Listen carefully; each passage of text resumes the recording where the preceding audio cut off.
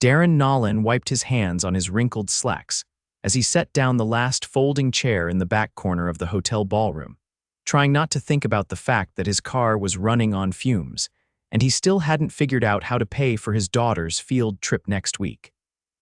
"Daddy, can I sit in that one?" A little voice piped up beside him. He looked down and smiled at the small figure gripping his hand. "Sure, Mabel, but only for a second, okay? I still have to help with the stage lights." Mabel, 6 years old and full of questions, flopped onto the chair with a dramatic sigh. "Do you think there'll be cupcakes here?" "I think rich people eat tiny desserts with even tinier forks," Darren said, chuckling as he adjusted the hem of her dress. It wasn't new, but it was clean, and she looked beautiful in it. The hotel ballroom was already buzzing with guests in gowns and tuxedos. Tonight's gala was hosted by the Whitmore Foundation, a charity event Darren had managed to pick up event work for at the last minute. He wasn't on the guest list. He was just the guy setting up chairs, checking the sound system, making sure the guests didn't trip over wires. And because he couldn't afford a sitter, Mabel was his quiet shadow. He was adjusting one of the back rows when he noticed her. She walked in alone, no date, no entourage, wearing a sleek black dress, and that kind of confidence that made people turn to look without knowing why. Her hair was swept up, her lipstick sharp, and her eyes scanned the room like she was looking for something more than just a seat. She didn't see him, he saw her, but he didn't have time to stare. A staff member barked something about the stage being crooked, and Darren was off, scooping Mabel into his arms and heading toward the front. The woman, however, did notice something. She noticed the man with the strong shoulders and tired eyes carrying a little girl who clung to him like he was her entire world. She noticed how he didn't flinch when a waiter nearly knocked into him, how he kept working like none of this was beneath him.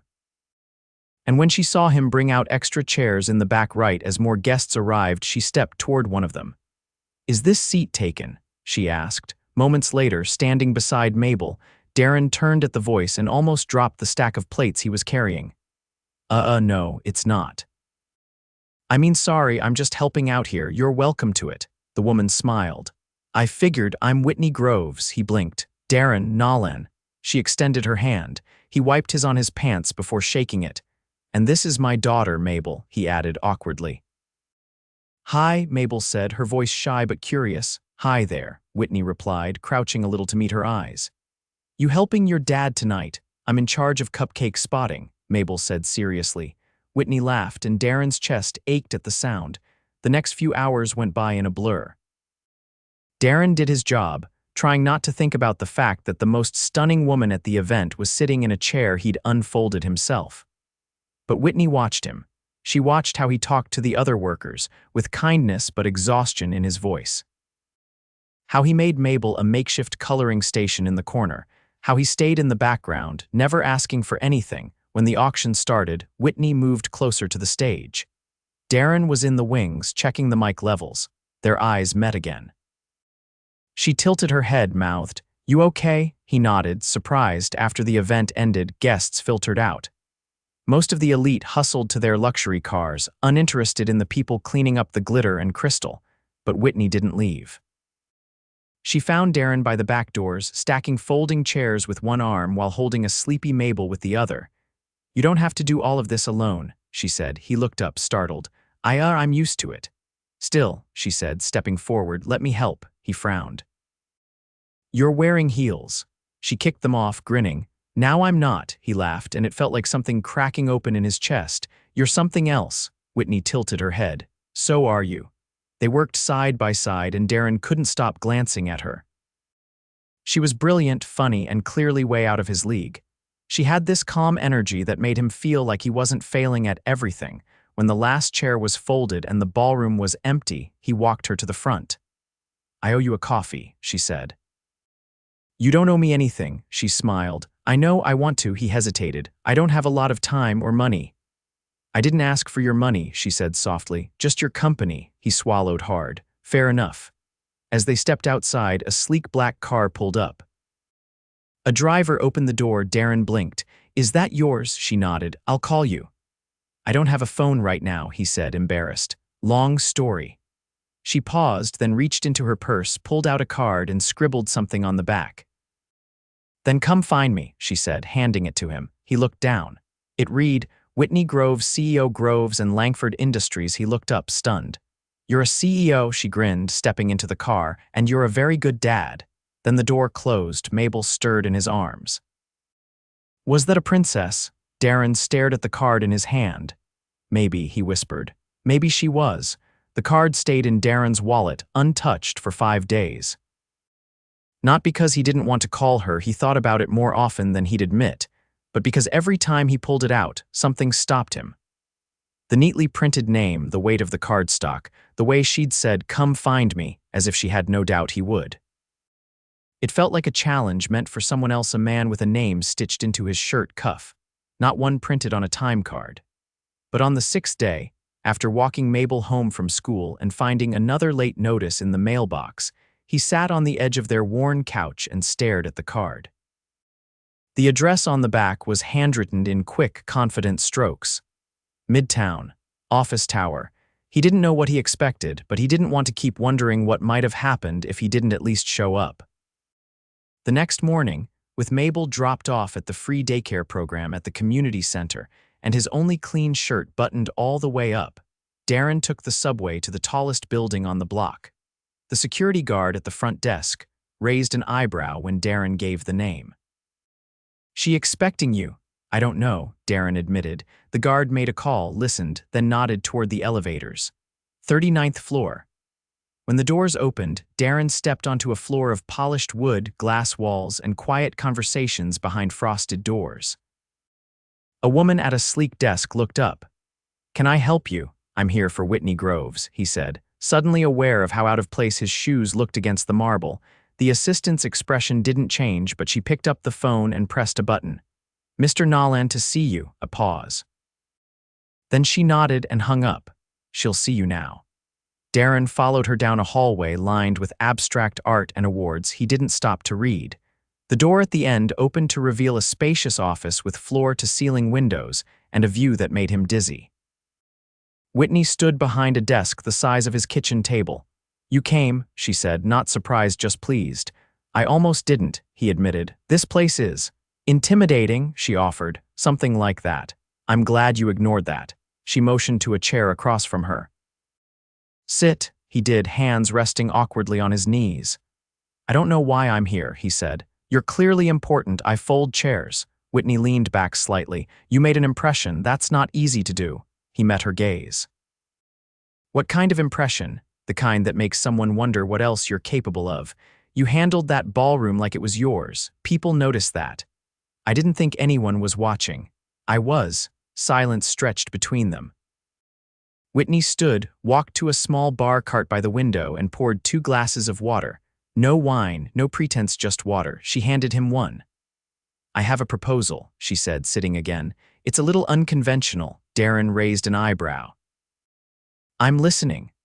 "I run a community outreach project that's been limping along for months. Too many ideas, not enough people who actually understand the needs on the ground. I want someone who gets it, who knows what it's like to stretch every dollar and still fall short." "You want me to work for you?" "I want you to help me rebuild that program. You'd have full benefits, a salary that fits the job, and the freedom to design something real." Darren stared at her. "You've known me less than an hour total." "I trust my instincts," Whitney said simply. "And you're the first person I've met in a long time who didn't try to impress me." He took a slow breath. "I'd have to make sure Mabel's taken care of. I can't take anything that risks her safety." "I assumed as much," she said. "There's an on-site childcare center here. Highest rating in the city. She'd be welcome." He looked down at his glass, then up at her. "Why are you doing this?" Whitney hesitated, then said, "Because I haven't stopped thinking about you, and not just because of what you did that night. You were real, genuine. And I haven't had that in a long time." He swallowed, unsure how to respond, the words catching somewhere between disbelief and something warmer. "I don't want to make you uncomfortable," she added, softer now. "This offer stands even if you don't feel the same." He shook his head slowly. "I'm not uncomfortable, just surprised," she smiled faintly. "Good, I'd hate to scare you off before the second conversation." Darren stood. "I'll think about it. I mean, I want to say yes, I just..." Need to think. Of course, she said. Take the time you need. He reached the door, paused, and turned. You said this was unconventional. Is that your way of saying you don't normally offer jobs to guys who haul chairs at your events? It's my way of saying I don't usually ask for second chances to make a first impression. He chuckled, nodding once before stepping out. Back on the street, the sun felt brighter than it had when he arrived. He walked to the subway with his hands in his pockets and Whitney Groves still on his mind. That night, Mabel climbed into his lap after dinner, clutching a picture she'd drawn of a tall building with a stick-figure man and a little girl inside. "What's this?" he asked. "You and me," she said. "At the castle." He stared at the drawing, then kissed the top of her head. "Maybe someday, kiddo," he whispered. Maybe someday soon. 2 weeks after he'd walked into that towering office building, Darren stood in front of the mirror at the downtown outreach center, his outreach center, now adjusting the collar of a crisp button-down shirt he'd been given as part of the onboarding package. He still wasn't used to the fit of new clothes. They didn't sag or itch. They didn't smell faintly of old detergent. He glanced over his shoulder at the sound of laughter. Mabel was in the kids' room just down the hall, coloring with 2 other children while a caretaker read a story aloud. Every few minutes, she turned to wave at him through the glass. He waved back, heart tugging as he realized how quickly she'd settled into this new rhythm. "Are you always this early?" Whitney's voice drifted in from the hallway behind him. He turned, unable to stop the smile that crept across his face. "Habit. I've never had a job where being late didn't mean losing it." She leaned against the doorframe, arms crossed, watching him like he was a puzzle she was still figuring out. Today, she wore a navy suit with a subtle gold pin at the collar, nothing flashy, but the kind of thing that cost more than his entire wardrobe. "First project meeting is in 10 minutes, she said. "You ready?" "I've got a binder full of notes and a stomach full of nerves, so yeah." "I think I'm ready." She walked with him down the hall, heels muted against the carpeted floor. "Don't worry about impressing anyone. Just tell them what you told me in my office about what people actually need. That's more valuable than any pitch deck they'll ever design." He glanced at her sideways. "You always talk like you're trying to convince people they belong in rooms they've never been in." Whitney stopped outside the conference room.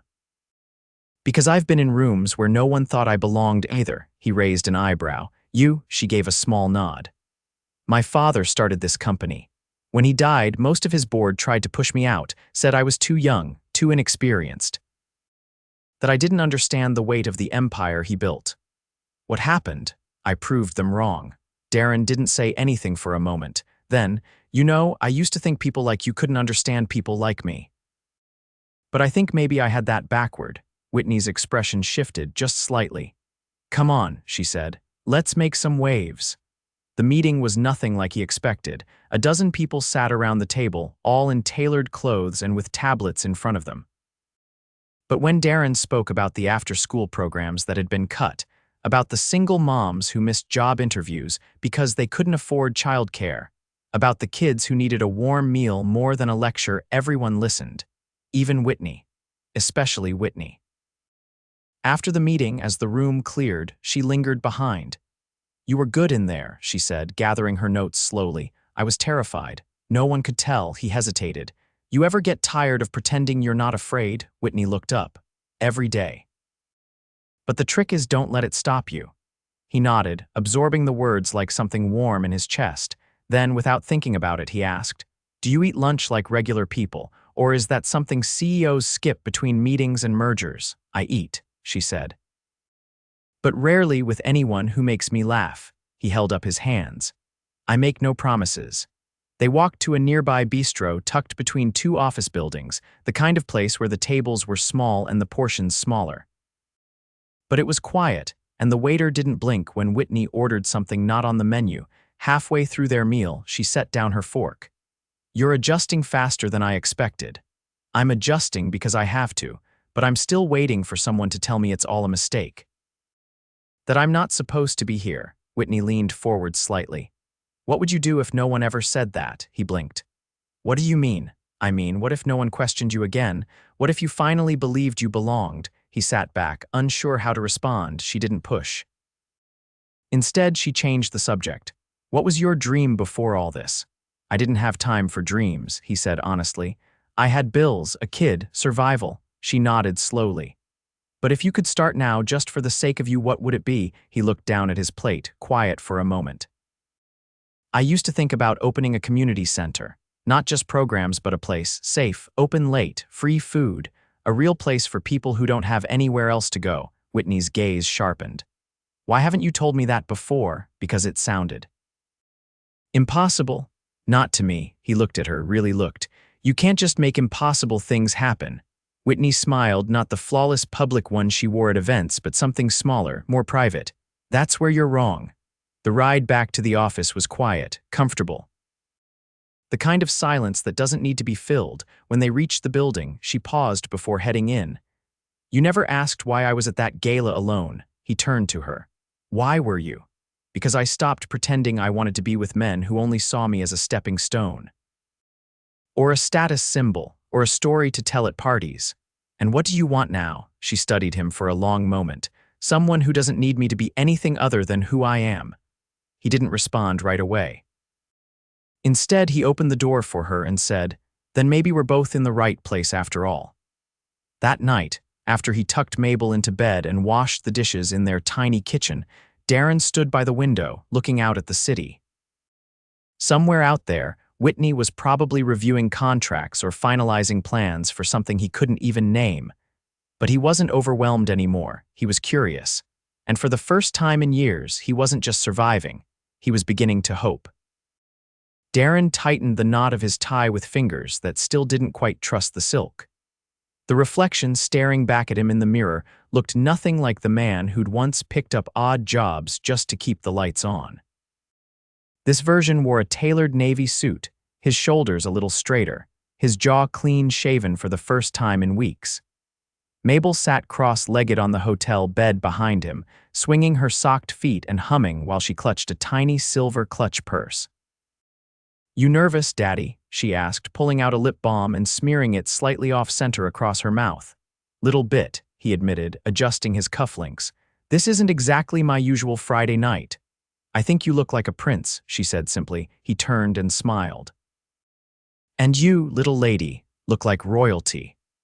Whitney had invited them both to the Whitmore Foundation's 10-year gala, the same event where they'd first crossed paths, only now, Darren wasn't hauling chairs in the background. He was seated at the head table beside the woman who had not only changed his future, but had slowly, irreversibly changed his heart. The ballroom was already glowing by the time they arrived. Light refracted off crystal chandeliers, casting a golden hue over the sea of guests. Darren guided Mabel gently through the crowd, her small hand curled tightly in his. A staff member met them near the entrance, offering a warm smile before leading them to their table. Mr. Nolan, Miss Mabel, Miss Groves is just finishing a press briefing. She'll join you shortly. Darren nodded, trying not to let the attention rattle him, but when he caught sight of the white orchids arranged in tall glass vases, Mabel's favorite flower, he paused. She tugged on his sleeve. Did Miss Whitney put those there? I think she might have, he murmured. At the table, a few guests greeted him by name. Darren recognized some of them from department meetings and site visits, but they treated him differently tonight, not with politeness but with respect. No one asked him how he ended up here. No one looked down at his shoes. He didn't need to prove anything anymore. When Whitney entered, she didn't make a grand entrance. She didn't need to. She moved through the room with quiet certainty, her dress a deep cobalt that made her eyes sharper, her presence unmistakable. She came straight to their table, her gaze softening when it landed on Mabel. You two clean up well, she said, slipping into the seat beside Darren. She's been vibrating with excitement since breakfast, he said, nodding toward Mabel. I was promised sparkling apple juice, Mabel whispered to Whitney, leaning across the table. You'll get it, and maybe a surprise later. Darren raised an eyebrow. Should I be worried? Whitney leaned in slightly, her voice low. Only if you hate attention. He narrowed his eyes. Whitney. She stood before he could press further, her voice rising just enough to capture the room's attention. Thank you all for being here tonight. The Whitmore Foundation began as a promise to my father, a promise to carry forward the values he believed in. dignity, access, and community. But tonight isn't about legacies, it's about the future. She paused, glancing toward Darren. This year, we expanded our outreach arm under new leadership, someone who understands what it means to build from the ground up, someone who doesn't need a boardroom to be brilliant. Darren Nolan has redesigned our approach to community development, and we are proud to announce the opening of the first community center under his vision, the Mabel House. Gasps and applause filled the room. Darren blinked. "What?" Whitney turned to him, her voice quieter now. "You told me once you dreamed of a place that stayed open late, where people could breathe and feel safe. You didn't know I was listening that closely." He stood, stunned. "You named it after her." Mabel reminded me why we do this. She still believes the world can be better. And I believe in the people who make that true. Darren didn't speak for a moment. Then he stepped forward, took her hand in front of the entire room and kissed it. Mabel clapped enthusiastically. Hours later, after the speeches ended and the jazz quartet softened into background notes, Whitney led Darren onto the rooftop terrace above the ballroom. The city spread out beneath them, lights, noise, motion. But up here it was quiet. "I don't know how to thank you," he said. "You already have," she replied, resting her hands against the railing. He stepped closer. "I used to think I had to keep my head down, that anything good was temporary, that if I reached too far I'd lose everything." Whitney looked up at him then, her gaze steady. "And now I know better." He took a small box from his pocket, not velvet, not flashy, just simple like the man holding it. "I don't have a yacht or a vineyard or whatever men are supposed to have when they propose to women like you, but I have a daughter who adores you. I have a future I never thought I'd deserve. And I have this." He opened the box. A thin rose gold band with a single diamond and 2 tiny sapphires on either side. "Mabel picked the colors," he added. Whitney stared at him, something flickering in her eyes. "I want to build a life with you, Whitney. Not because I need saving, not because you gave me a job, but because when you walk into a room I breathe easier, because you saw me when no one else did, and because I've fallen in love with you." She didn't hesitate. "Yes," she said, her voice barely above a whisper. Yes, Darren, I love you too." He slid the ring onto her finger, and she kissed him with the kind of certainty that doesn't come from fairy tales but from two people who have fought for every moment of peace they've been given. Behind them, the ballroom lights glowed. Inside, Mabel twirled with a cupcake in each hand, unaware that her drawing of a castle had somehow come to life, and below them, the city kept moving, but up on that terrace, time stood still. The ribbon-cutting ceremony for the Mabel House drew a bigger crowd than anyone anticipated. Local press, city council members, and neighborhood families filled the fresh-painted courtyard, weaving between booths, food trucks, and the laughter of children darting under colorful streamers.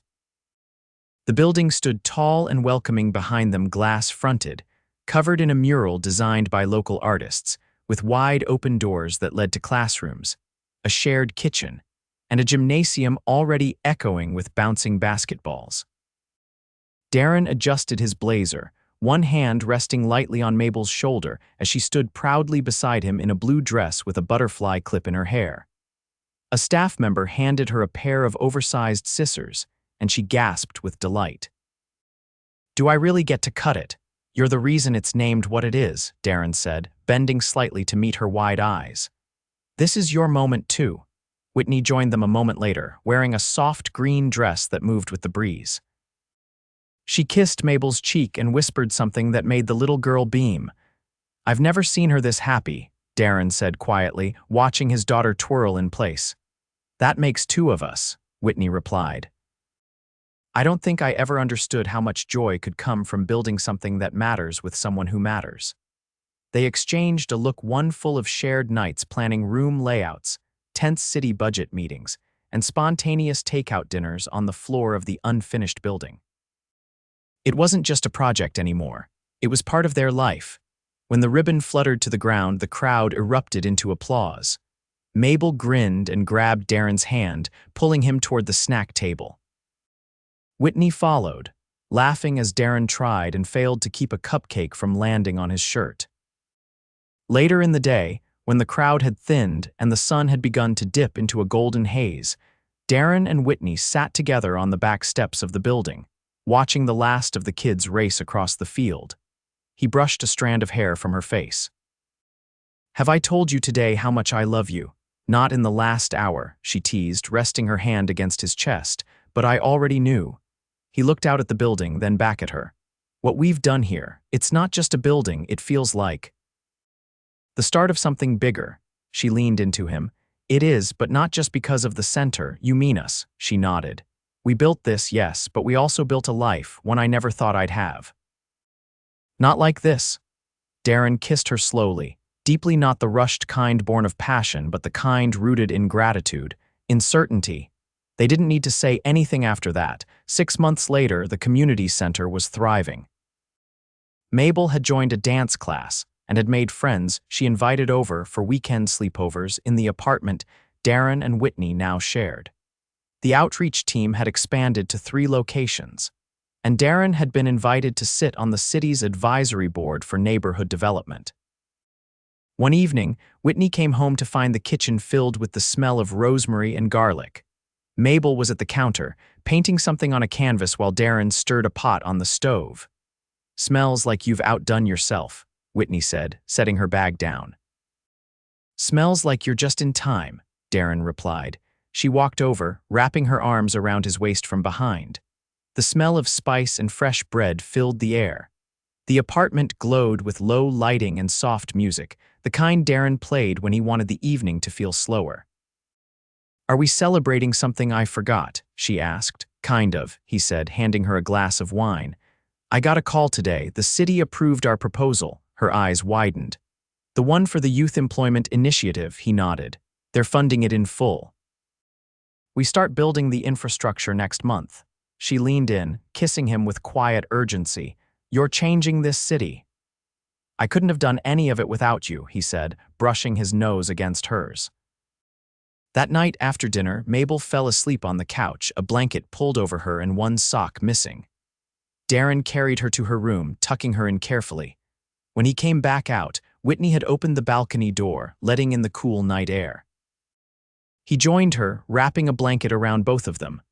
"I've been thinking about something," she said, her voice low. "Yeah, you ever want to get married?" He looked at her with surprise, then laughed. "I was going to ask you the same thing this weekend." They both laughed, the sound quiet and full of something deep-rooted. "So?" she asked. He pulled her closer. "Let's do it. Not for the party, not for the name. Just because I want to wake up beside you every day and know you're mine." Whitney rested her head against him. "That's the only reason I'd ever say yes." They married in the garden behind the Mabel House 2 months later. It wasn't a lavish affair, just close friends, candles strung between the trees, and a violinist playing something soft and hopeful. Mabel wore a flower crown and carried a basket of wildflowers down the aisle before Darren, in a beige linen suit, met Whitney beneath an arch made of reclaimed wood and white roses. There were no extravagant speeches, no cameras. Just vows whispered through tears and the kind of kiss that made the world feel still. Afterward, as the sun dipped low and the city lights blinked on in the distance, Darren lifted his wife into his arms and twirled her under the stars. "I still can't believe this is real," he whispered. "It's real," Whitney said, her voice steady, "and it's ours." They danced long after the music stopped. And when they finally drove home, with Mabel asleep in the backseat and the scent of roses still clinging to Whitney's skin, Darren reached across the console, laced his fingers with hers, and knew, without a doubt, that he was exactly where he was meant to be. Together, they had built something lasting, something full of love, laughter, and light, and it had only just begun.